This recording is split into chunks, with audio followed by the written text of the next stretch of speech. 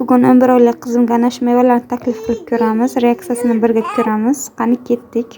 Birinchi tutdan boshladim. Shu tutni berdim, yedi. Yaxshigina yedi, yo'q demadi.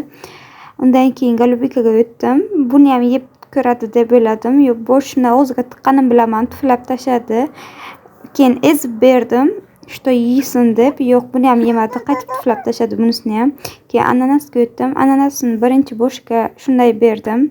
Yo'q, uni tishlab bilmadi. Uni kesib berishga qaror qildim. Uni yaxshilab kichkina bo'lakchalarga bo'lib chiqdim. Что tomog'iga tiqilib qolmasligi uchun.